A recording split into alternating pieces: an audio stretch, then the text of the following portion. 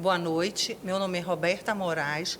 Estamos hoje aqui com a Defensora Pública do Estado, Daiane Lima dos Santos, que irá se apresentar, falar inicialmente como foi que ela ingressou na carreira de defensora, a sua experiência até o momento no Estado, na atuação do direito em relação aos direitos humanos, a defender aos direitos da sociedade dos mais vulneráveis.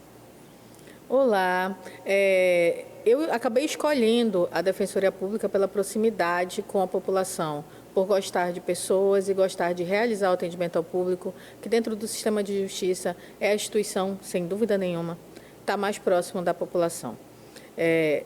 Mantive paralelo uma carreira na Defensoria e uma carreira acadêmica.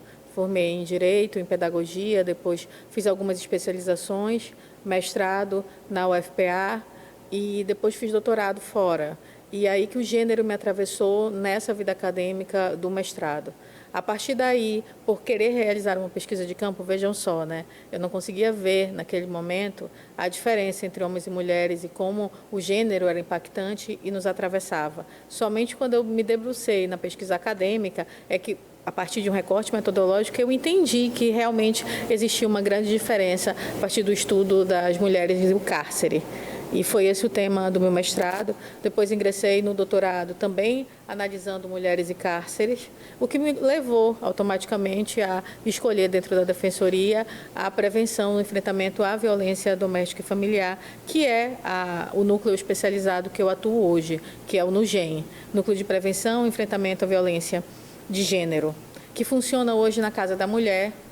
Ele tem vários polos, ele tem uma atuação na Casa da Mulher, onde eu trabalho, que faz a defesa da mulher. Ele também tem uma atuação no Centro Educativo Eles por Elas, que desenvolve uma política voltada para a educação com os homens e para a discussão das masculinidades, e a defesa criminal dos homens, no mesmo núcleo. Então, nós temos aqui no Pará um formato completamente diferente dos outros formatos da Defensoria no resto do país, em que a defesa criminal do homem e a defesa da mulher, elas dialogam e ficam no mesmo núcleo, funcionam no mesmo núcleo, e todos os defensores públicos têm o compromisso com uma atuação com perspectiva feminista, buscando a igualdade de gênero, e em educação em direito. Sou mãe, né? Mantive, como falei, paralela a essa vida acadêmica, também atuei como professora por muito tempo e fui atravessada pela maternidade, que também me coloca nessa discussão de gênero de uma forma muito própria. Existem pesquisas na área jurídica que demonstram a necessidade de viabilizar a democratização de práticas e teses adotadas na Defensoria Especializada quanto ao atendimento específico de humanização a toda a instituição, assim como a disponibilização de modelos de petições e implementação de protocolos de atendimento. Qual a sua opinião sobre o assunto como ação de promoção à eficiência na Defensoria? Primeiro ponto é que as defensorias elas são estaduais. Nós temos a Defensoria Pública da União, mas a matéria específica de enfrentamento à violência de gênero, com a rede de atendimento, ela é realizada por defensorias públicas estaduais. Então, cada estado tem sua defensoria com instituições autônomas e tem políticas próprias, internas. Eu vou falar um pouco sobre a Defensoria do Pará, que é onde eu trabalho. Na Defensoria do Pará, nós iniciamos o núcleo com uma política realmente muito centrada no núcleo e com muita dificuldade de capilaridade nos 143 municípios. E percebendo essa necessidade de que o atendimento ele fosse mais humanizado e com perspectiva de gênero em toda a Defensoria, já foram realizados alguns cursos de capacitação dentro da Defensoria, para que os defensores, servidores, pudessem compreender um pouco essa perspectiva de gênero. Porque o CNJ ele trouxe um protocolo com o julgamento com perspectiva de gênero, mas para que o julgamento seja realizado com perspectiva de gênero, é necessário que o atendimento e os pedidos, a petição, o direito utilizado nesse peticionamento também tenha essa perspectiva. E esse, Roberta, é um grande desafio, porque nós que estamos hoje na Defensoria, a grande maioria de nós, não teve a oportunidade de estudar isso como matéria durante a graduação. A ideia da perspectiva de gênero no atendimento ainda é um assunto relativamente novo dentro dos concursos públicos, por exemplo, que normalmente não tem cadeiras específicas nas universidades. Então, nós temos realmente que investir em formação. O que a Defensoria fez diante desse cenário? Internamente, nós criamos um manual de atendimento de mulheres em situação de violência. Esse manual foi lançado, está disponível no site da Defensoria Pública do Pará. A Defensoria Pública da União também tem um manual similar, parecido, que traz as diretrizes para esse atendimento. Internamente, hoje, nós utilizamos o sistema em que as petições realizadas pelos núcleos especializados, elas podem ser consultadas e utilizadas por qualquer defensor público no Estado. São 143 municípios e todos os defensores podem ter acesso a essas petições que são produzidas pelo núcleo, porque elas são públicas. Nesse manual, nós também selecionamos modelos chaves, modelos importantes, especialmente em demandas de família, modelos de pedidos de medida protetiva, queixas-crimes, para que o defensor possa utilizar esses modelos na sua prática, visando a uniformização desse atendimento e a atuação com perspectiva de gênero em todo o Estado. Essas foram ações que foram implementadas. Paralelo a isso, as defensorias públicas, percebendo essa necessidade que tu traz na tua pergunta, realizam anualmente o FONADEM, que é um fórum em que defensoras e defensores públicos do país inteiro discutem as teses que são apresentadas nas suas respectivas defensorias. E nós realizamos agora, recente, um conjunto de enunciados para que sirvam, de um substrato importante para a atuação do defensor público. Então, hoje nós temos enunciados por área de atuação, trazendo diretrizes importantes para cada área. Por exemplo, traz em relação a uma demanda de família, que é uma demanda importante, que vai ser oriunda da violência doméstica, que nessa demanda seja considerado os deveres de cuidado como pensão alimentícia. Porque, normalmente, como o judiciário faz esse cálculo, eu fui para muitas conciliações, assim, me surgi muitas vezes. Soma todas as despesas da criança, divide para 2, responsabilidades iguais. Sendo que todos os deveres de cuidado daquela criança ficavam com a genitora, com a mãe, e o pai pegava em fins de semana alternados. E todo esse dever de cuidado, quando ele não é realizado, e ele é terceirizado, ou ele vai para a rede estendida, a rede de apoio dessa mulher, ou ele vai ser remunerado. Então, considerar os deveres de cuidado no cálculo da pensão é algo importante e essencial para que a gente tenha uma atuação com perspectiva de gênero nas demandas de família. Doutora, boa noite. Eu me chamo Glesiane Cunha, sou estudante do curso de Direito e hoje nós vamos falar um pouquinho sobre a violência doméstica, E eu queria frisar um pouco sobre a violência psicológica. E eu tenho uma pergunta para fazer para a senhora. Qual o papel das políticas públicas na prevenção e no enfrentamento da violência psicológica contra mulheres? As políticas públicas, elas desempenham um papel super importante, especialmente as políticas relacionadas à área educacional, porque é lá que efetivamente acontece a prevenção. Identificar quem é o autor da violência no que toca à violência doméstica e familiar é extremamente fácil. O grande desafio da rede, seja a rede estatal ou as outras redes informais que se formam, a rede de apoio dessa mulher, que são a família, a igreja, que podem funcionar como rede de apoio, a grande dificuldade é exatamente a prevenção. Por quê? Porque a sociedade ela é balizada em estereótipos de gênero, divididas em papéis de gênero extremamente demarcados, em que a violência psicológica ela é normalizada como algo integrante das relações, especialmente dentro da heteronormatividade. Doutora, a gente sabe que a violência psicológica ela é um dos fatores primordiais dentro da violência doméstica, A gente frisa muito sobre a violência física porque ela é visível, mas a gente sabe também que o silêncio da vítima, a qual vivencia a violência psicológica, ela influencia muito para a denúncia, para a efetivação de outras políticas, onde ela possa ter acesso. Como que as nossas redes de apoio podem intervir em relação a esse silêncio da vítima? Quando a Lei Maria da Penha ela vem e discrimina e diz o que é efetivamente a violência psicológica, ela dá nome a essa violência, isso facilitou a operacionalização pelo judiciário da violência.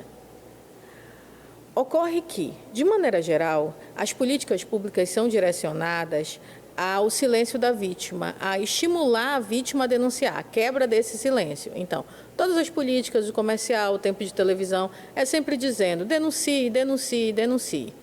Mas nós não gastamos esse mesmo tempo fazendo educação em direitos para com os homens autores de violência. Então, é importante que a vítima quebre o silêncio? Sim, é importante. Mas é importante também nós realizarmos uma inversão dessa política pública para direcionar os homens autores de violência.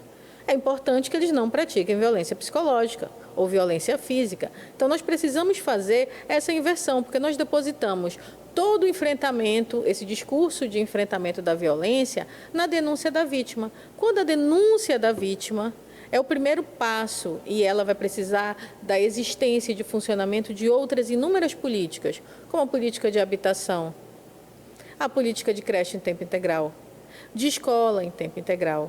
Vai precisar de uma rede de apoio familiar extensiva, presente, para o exercício dos deveres de cuidado para essa família, porque a violência psicológica ela acontece no seio familiar e de famílias que normalmente têm filhos.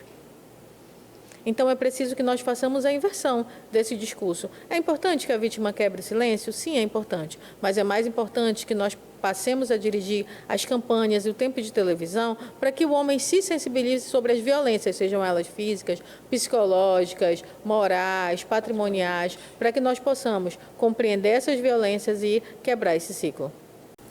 Boa noite, doutora. Eu me chamo Clariana e agora nós vamos falar um pouco de uma camada social ainda mais hipossuficiente e vulnerável da sociedade. Vamos falar das mulheres ribeirinhas, que sofrem diversos entraves. Dito isso, quais são as políticas públicas voltadas à proteção e promoção dos direitos das mulheres ribeirinhas vítimas de violência doméstica que são redirecionadas para a esfera de atuação da Defensoria Pública do município de Belém? Esse é um grande gargalo, é um grande problema na execução de políticas públicas. O Pará é um estado continental, falando do Pará, e que tem muitas comunidades ribeirinhas, que também ainda é um conceito em disputa. Porque você quer ser ribeirinha, só morar à margem do rio? Bom, nós temos aqui na Doca um monte de prédio luxuoso que está à beira do rio, então é um conceito mais amplo que ainda está em disputa. Mas a ideia do ribeirinho é aquele que faz o seu modo de viver um modo entrelaçado com a natureza e vive nas águas. E ainda que nós tenhamos esse estado continental cercado por rios, a nossa colonização ela negou essa existência. Diferente, por exemplo, de Veneza, em que os rios passaram a ser ruas, aqui o Estado suprimiu essa via de acesso. Nós, por exemplo, para ir a Mosqueiro, a gente não tem um transporte regular de embarcações para ir daqui para Mosqueiro, daqui para Outeiro. Nós temos para o Cumbu diário, que está a 10 minutos de Belém, 15 minutos de Belém, e você atravessa, é outra realidade completamente diferente. Municípios que não são atendidos por Belém teriam mais facilidade de chegar a Belém, ribeirinhas, teriam mais facilidade, por exemplo, de chegar a Belém pelo rio do que pegar a alça viária. E nós continuamos mantendo esse modelo geográfico no que toca à jurisdição de acordo com as comarcas. Então, ainda que seja muito perto, alguns municípios de Belém, que estão a 10, 15, Barcarena é um exemplo, que é mais perto de chegar para Belém, às vezes, do que chegar, dependendo do local que a pessoa more, ao centro da cidade. E o Estado não está preparado, eu não tenho outra resposta para dar, além de que essa interseccionalidade das mulheres dos rios, ela ainda não está contemplada na execução das políticas públicas. Ainda que apareça nos planos e projetos, na execução de políticas públicas, ela não está ainda, não tem a capilaridade que precisa. A Defensoria tem feito um esforço com itinerância, realizado itinerâncias para as ilhas. Tem um projeto chamado Marajó 360, que tem uma edição anual e que faz educação em direitos nos rios. Já fez no Marajó, já desceu para Santarém e para os municípios das adjacências, que o estado é muito grande, é continental. Mas esse esforço ele é um esforço localizado, que exige muitos recursos e que normalmente funciona com itinerância. Eu poderia dar um exemplo de uma política pública que é extremamente importante, que está na segurança pública, que é a Patrulha Maria da Penha. A Patrulha Maria da Penha funciona muito bem em Belém, Mulheres que integram a patrulha se sentem mais seguras, com o acionamento, quando ocorre, o atendimento é rápido e nós recebemos um feedback extremamente positivo dessas mulheres. Mas não existe uma patrulha Maria da Penha para os rios. Nós não temos esse serviço de barco. E na Defensoria nós realizamos ele através de itinerância. A Casa da Mulher ela fica num lugar de fácil acesso para o rio, que é ali no próximo ao Vero Peso, ali na 16. Então nós fazemos esse atendimento, mas nós ainda temos muita dificuldade de levar esse atendimento com regularidade para as ribeirinhas. Boa noite, eu sou a Juliane Dura. Doutora, eu tenho uma pergunta para a senhora. Quais são os principais desafios estruturais e operacionais que as vítimas hipossuficientes ainda enfrentam para acessar e se manter no sistema de proteção nessa rede integrada? Primeiro, a existência do serviço. Normalmente as políticas elas são tratadas como políticas de governo e não políticas de Estado. Depois, a extensão territorial, seja do país ou do estado, que é continental, e que os serviços especializados não estão em todos os municípios do estado. Então, nós temos grande diferença entre os serviços oferecidos, por exemplo, no município de Oriximiná e a possibilidade de acesso de uma mulher em situação de violência em Belém, seja na rede de atendimento ligada à saúde, judicial, segurança, e principalmente a assistência social. Boa noite, me chamo Bruno e, doutora, tenho uma seguinte pergunta para a senhora. Considerando sua experiência na área, quais seriam os principais entraves da rede de atendimento no combate da violência contra a mulher? No município de Belém, os principais entraves estão ligados ao serviço de assistência, sejam elas para o atendimento psicológico ou especialmente o psiquiátrico, como também em relação à moradia. A moradia é uma grande questão que ainda não foi equacionada, com dificuldade na implementação do auxílio aluguel, cheques moradias ou habitações sociais. Além disso, uma outra grande dificuldade de implementação de política em Belém é a escola e a creche em tempo integral. Porque se a mulher em situação de violência não tem onde deixar os filhos, ela não tem como conseguir a inserção no mercado de trabalho. Que esse me parece ser o último grande desafio, é a recolocação da mulher no mercado de trabalho. Em Belém, o principal entrave para atendimento tem sido o acesso aos serviços de assistência, sejam eles o CRAS ou CREAS, com atendimento psicológico e especialmente o psiquiátrico, bem como o acesso a políticas públicas de habitação. Sejam eles o aluguel, que é previsto como medida protetiva na Lei Maria da Penha, a possibilidade do auxílio aluguel, ou habitações sociais, cheques, moradias. No campo educacional, o principal entrave é conseguir uma vaga em tempo integral para as crianças dessas mulheres em situação de violência, sejam elas em ensino fundamental, médio ou em creches. Boa noite, meu nome é Roberto. E, doutora, sabemos que a Lei Maria da Penha precisa de uma rede de proteção eficaz. Na sua visão, essa rede atualmente é eficaz? Tem eficiência? E, principalmente, em questão das mulheres que sofrem de vulnerabilidade econômica. Muito interessante a sua pergunta. A Lei Maria da Penha, ela sempre é falada como um dispositivo criminal, mas, na verdade, ela é incluída como uma das terceiras melhores leis do mundo. E o que ela traz é essa rede de proteção para possibilitar que a mulher saia da situação de violência. Existem duas redes aí, existe uma rede de enfrentamento e uma rede de atendimento. A rede de enfrentamento, ela atua nessa macropolítica. E aí nós temos um grande problema, porque muitas vezes as políticas elas são de governo e não são consideradas políticas de Estado. Então nós temos um problema sério de descontinuidade de política pública. Por exemplo, no governo do Bolsonaro, nós tivemos execução de apenas 7% do orçamento que foi destinado à Secretaria das Mulheres. Eu não estou falando aqui nem de uma questão ideológica, eu estou falando do dinheiro da pauta que não foi executado, que não foram criadas as casas das mulheres no país. Belém já devia ter a Casa da Mulher há muito tempo e nós ainda não temos essa política pública implementada. Recebemos agora, uma Casa da Mulher, que visa integrar essa rede de atendimento em um único lugar em Ananindeua, que está em funcionamento. Essa rede de atendimento, ela normalmente é dividida em 4 pilares, que são a rede de assistência, a judicial, a de segurança e a de saúde. A de saúde, nós temos a implementação normal, e vai depender de como o SUS está naquela região que a mulher em situação de vulnerabilidade está. Em Belém, ela vai receber atendimento especializado, com casas de referência, mas no interior do estado isso não existe. Nós temos a judicial, com a implementação do Judiciário, Ministério Público, Defensoria, dentro da capilaridade dos 143 municípios do estado do Pará. A de segurança pública me parece que é a mais implementada. Nós temos hoje um número de 23 DEANs, que é as Delegacias Especializadas da Mulher. Então, nós temos aí um grande avanço, porque temos mais municípios que receberam as DEANs. Várias especializadas, por exemplo, no Judiciário, nós temos 4 em Belém e 3 fora de Belém, Santarém, Ananindeua e Marabá. Núcleo especializado da Defensoria Pública, nós só temos em Belém.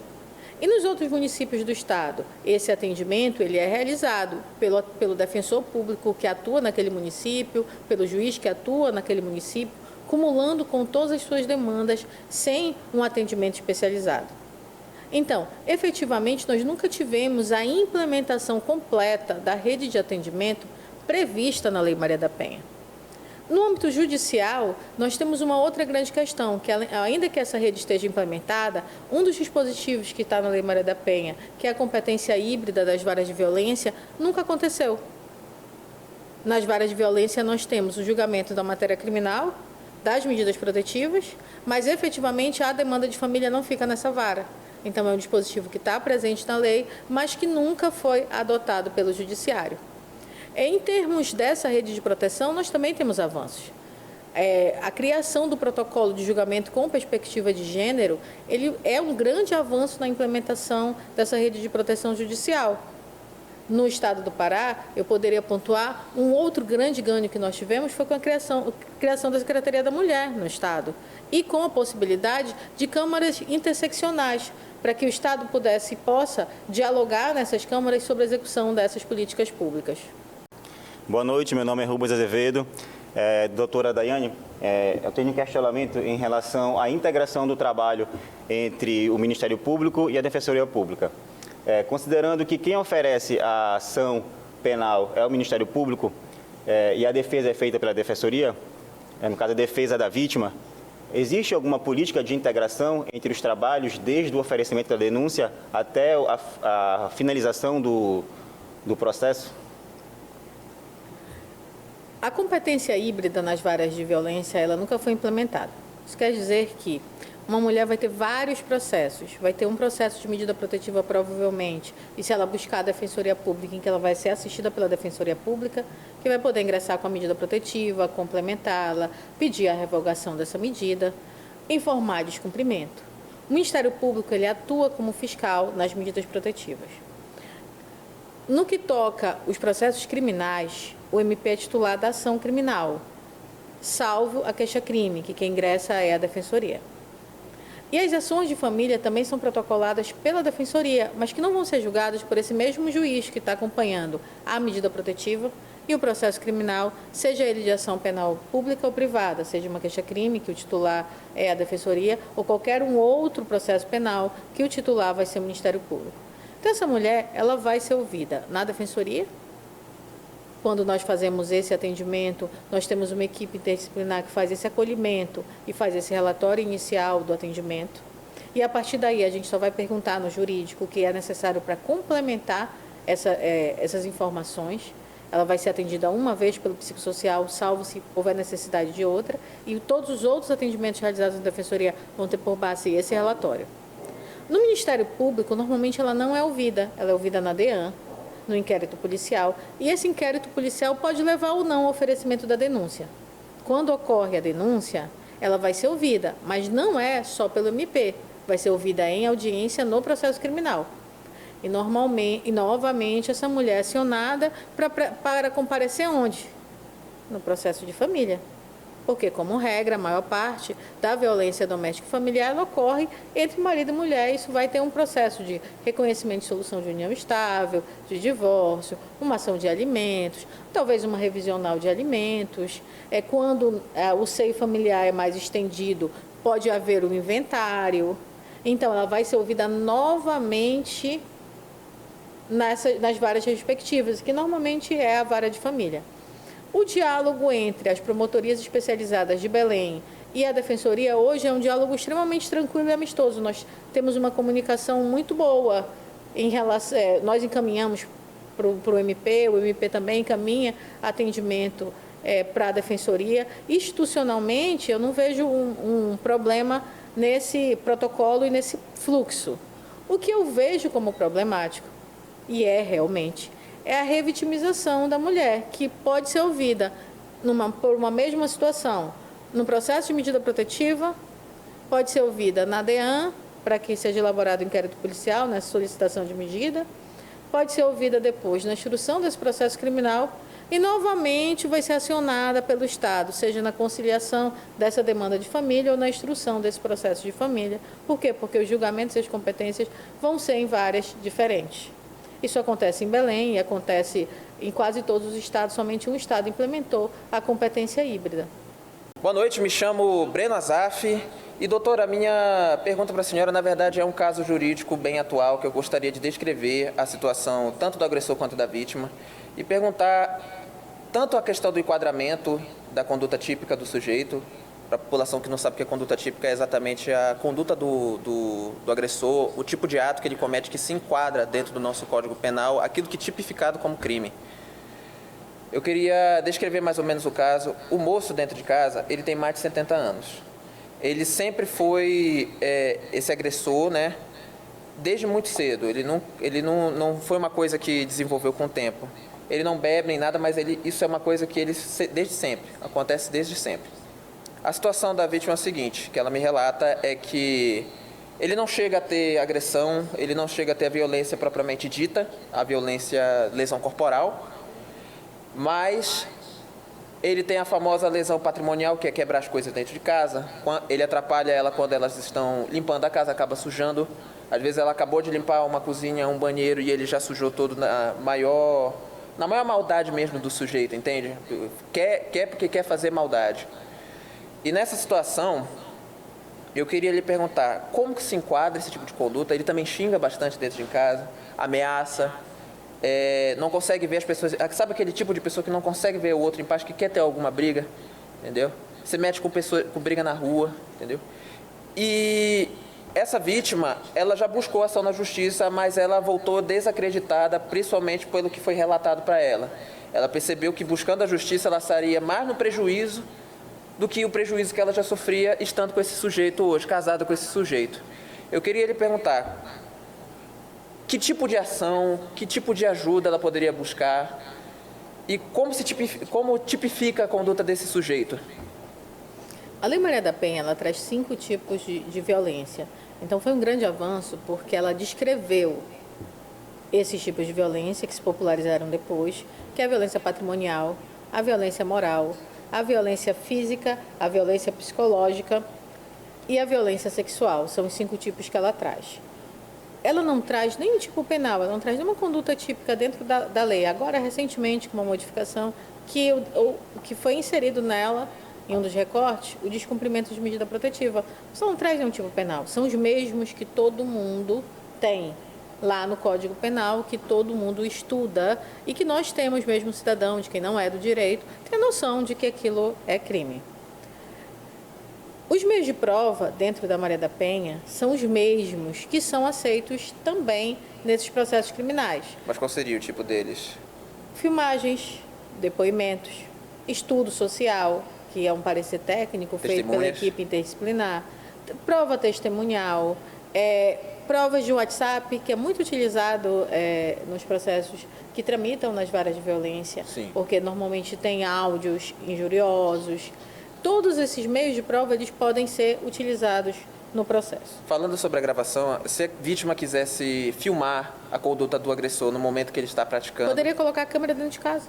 Poderia colocar, Então, pegar o celular e filmar? É muito comum, inclusive, em casos, por exemplo, de disputa de guarda, te orientar. Põe uma câmera onde pega a criança e deixa a criança, porque é ali que acontece o conflito. Coloca uma câmera para evitar, e se acontecer, você tem prova de que efetivamente aconteceu. Outra orientação que a gente dá em situações de violência, que são preventivas, é não mandar áudio. Pede para que as mensagens sejam escritas. isso também facilita. Não recebe ligação?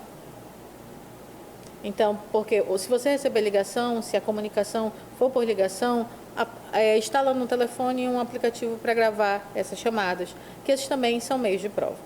A violência psicológica ela é muito comum e ela se perpetua por muitos anos. Porque normalmente, não sei se é esse caso que tu me traz, ele se enquadra, mas a violência ela está em ciclos. Nem sempre foi ruim. Existe um momento, pequeno, né? existe um momento da lua de mel em que esse agressor ele vai bombardear de amor, ele vai fazer as vontades, ele vai possibilitar momentos felizes. Depois vai ter um momento de tensão, depois de explosão, depois o pedido de desculpa e a esperança de que esse agressor vai mudar.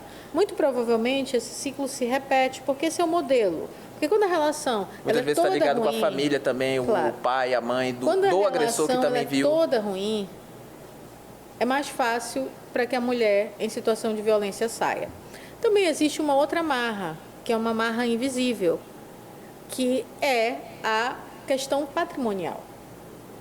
A dependência econômica desses lares. Mulheres ganham 30% menos que homens, estão inseridos em menor quantidade no mercado de trabalho. Sim, inclusive a vítima é quem cuida da casa. Ele ainda gasta o dinheiro dela. Eu lembro de um atendimento que eu fiz no núcleo, foi um atendimento muito emblemático para mim. A mulher em situação de violência, eram 2 senhores já idosos. Sim. Eles tiveram 8 filhos, ela criou os 8 filhos. E quando o último filho casou, ela conseguiu terminar. Por que ela não separou antes? Ela não separou antes porque na cabeça dela, ela tinha, quando eu a atendi, 60 e poucos anos, o casamento era insolúvel, mas ela tinha que dar conforto para os filhos. E Sim. quem era o servidor público, quem mantinha a casa era ela. E quando eu ingressei com o pedido de alimentos para ela na vara de família, a juíza pediu para eu comprovar a dependência econômica de uma mulher de 65 anos, que teve 8 filhos, criou 8 filhos. Eu ainda tive isso porque eu tinha juntado todas as certidões de nascimento ou identidade dos filhos para que ela conseguisse uma pensão para ela, porque ela também tem direito a uma vida Exatamente. digna. Tanto que quando eu fui questionar sobre essa situação de por que ela não buscou a justiça, ela me falou, eu busquei. Só que o advogado que conversou com ela falou que provavelmente eles teriam que pagar uma pensão para ele, porque ele é uma pessoa que ele já está bastante debilitada por questão de trabalho, ele já é aposentado também, mas ele é uma pessoa que já não consegue se cuidar sozinha. Entendeu? Ele, recentemente, alguns anos atrás, ele sofreu de um AVC que deixou ele um pouco debilitado, mas ele ainda continua praticando as mesmas coisas, fala que muitas vezes que sente vontade de matar, que sente vontade de se matar, entendeu? Aí a minha pergunta com base nisso é o seguinte: caso essa vítima busque ajuda na justiça novamente, existe um diferencial de consequência? Vamos supor, um agressor de 30 anos e um agressor de 70 anos, vamos falar, tem diferença. Qual seria essa diferença nessa consequência jurídica, principalmente pelo fato dele ser mais velho? Os filhos teriam obrigação com ele, mais que a mulher. Por uma questão de deveres de cuidado, assim como os pais têm obrigação com a sua prole, os filhos também têm obrigação com seus pais quando considerados incapazes ou debilitados. Sim. Então, muito provavelmente, os filhos dessa relação é que teriam que assumir essa relação, esse cuidado. Eu lembro de um outro atendimento, isso aqui já aconteceu, eu já atendi casos assim, e normalmente vai para o Ministério Público, ele pode acionar, no caso, as promotorias do idoso, para buscar a responsabilização dos filhos para esse cuidado. Sim. E se ele esteve presente, muito provavelmente vai ter que ver uma composição para que ele também tenha direito a uma existência digna. Ele tem direito a uma existência digna, não a conviver e massacrar o outro. O que eu recomendaria nesse caso? Que primeiro essa família, já que é uma violência de muitos anos, procurasse acompanhamento psicológico, porque é necessário que essa família, essas mulheres da família, elas reconheçam os mecanismos de violência e se fortaleçam. Esse seria o primeiro passo. Podem procurar a defensoria, porque a defensoria pública, nesse caso, ela não faz a diferença de renda quando vai atender a violência. Então, ainda que essa mulher tenha renda com limites superiores ao que a defensoria normalmente atende, nós podemos receber, orientar, verificar o melhor novo arranjo familiar. É possível que seja feito um estudo social, nesse caso.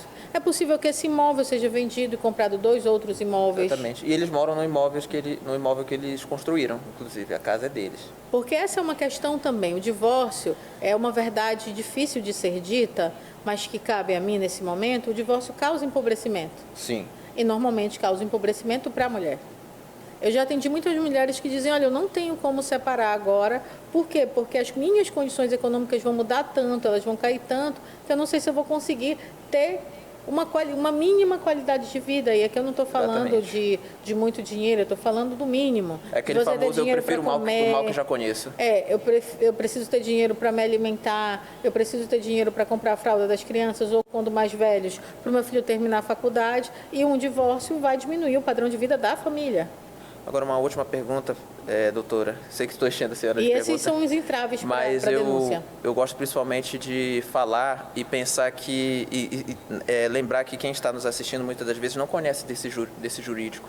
E muitas das vítimas, elas têm medo, muito medo das consequências, têm medo até mesmo de morrer, porque a gente já sabe que tem muitos que falam que se você separar, eu vou te matar. Então, qual o seu aviso, o seu conselho, o que eu só gostaria de dizer para esse tipo de mulher agora, aqui no programa do Rede TV Pará?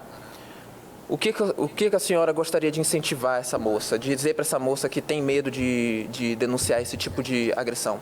Eu vou inicialmente fazer uma inversão. Eu penso que essa mensagem de diga às mulheres para denunciar, ela é extremamente massificada em todos os meios de comunicação. Homem, você que está agredindo, pare de agredir.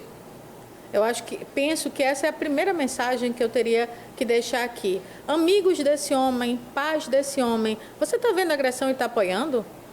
Pessoas que apoiam. Conversem com ele, dirigentes de igreja, conversem com esse homem agressor. Irmãos, conversem com seu irmão que está agredindo. Filhos, conversem com esse homem. Homens, se mobilizem para enfrentar a violência. Então, minha primeira mensagem não é para a mulher que está ouvindo. É para o homem que está ouvindo e não está fazendo nada. Então, a primeira mensagem é: homens, se mobilizem para conversar no grupo de homens com os outros homens. Para as mulheres, normalmente eu faço esse atendimento quando a gente tem essa oportunidade de falar para as mulheres. Mulheres, tenham cópia da documentação dos filhos, se menores. Isso vai ajudar na propositura de qualquer ação posterior. Se vocês estiverem sofrendo uma agressão dentro de casa, não corram para o banheiro e nem para a cozinha. São os locais de maior letalidade, porque lá uma queda no banheiro pode ser mortal, pode até configurar um homicídio culposo, mas vai tirar a vida dessa mulher. Na cozinha você tem facas, instrumentos pontiagudos que também levam à letalidade. Se você estiver sendo agredida em casa, não grita socorro, grita fogo, grita ladrão se for na rua. Se teu marido te agredir na rua, não grita, para meu amor, socorro, não, ladrão, ladrão, ladrão. Por quê? Se você gritar ladrão, vai ter uma mobilização de todo mundo para pegar essa pessoa. Se as pessoas acharem que é teu marido, elas vão pensar em briga de marido e mulher, ninguém mete a colher e vão deixar com que a lesão ocorra. Então, gritem ladrão. Então, essas são orientações preventivas. Quando existe uma violência patrimonial, econômica, a mulher não tem acesso ao meio, pouco acesso, eu sempre oriento, guardem alguma coisa. Criem alguma reserva financeira. Comecem a fazer uma poupança, ainda que seja pequena, para garantir a fuga. Mulheres que têm filhos pequenos, fujam de casa com as crianças. Porque as crianças vão ser usadas posteriormente e vai dar muito trabalho fazer uma busca e apreensão dessas crianças. E vai ser ainda sofrido para elas esse procedimento de busca e apreensão. Então, sempre que possível, que você for sair de casa, saia com as crianças. E não deixe as crianças, porque vai dar muito trabalho, porque elas vão ser utilizadas como armas. Exatamente. Esses seriam alguns conselhos preventivos. Família de apoio é uma outra mensagem importante. A rede de apoio familiar, inicialmente ela ajuda, ela está disposta. Mas quando a mulher vai ficando nessa relação, a rede de apoio vai desistindo dessa mulher. Naturalmente, eu já falei para ela terminar, ela não termina porque ela gosta de apanhar. E esse pensamento toma conta da família inteira. Rede de apoio persista. Esteja ao lado. Entenda que essa mulher tem autonomia, em algum momento ela vai ter um limite. dessa relação de violência, mas que, para que ela saia, ela precisa de rede de apoio. Acompanhamento psicológico e amizades fazem toda a diferença nesse processo de reconhecimento da violência e rompimento desse ciclo. Então, são medidas, o acompanhamento psicológico é extremamente difícil conseguir de maneira pública, sem pagamento. Normalmente ele é pago, e esse é um grande entrave nas políticas. Sim.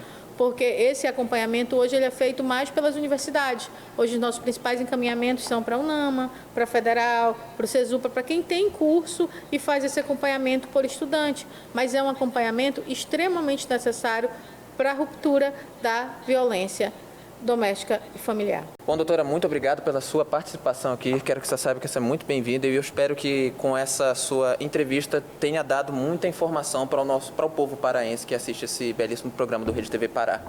Muito obrigado. Muito obrigada pelo tempo e a todos que acompanharam. E fica a mensagem, vamos romper os ciclos de violência e buscar a igualdade de gênero. Neto Torres, é com você, de volta nos estúdios da Rede TV.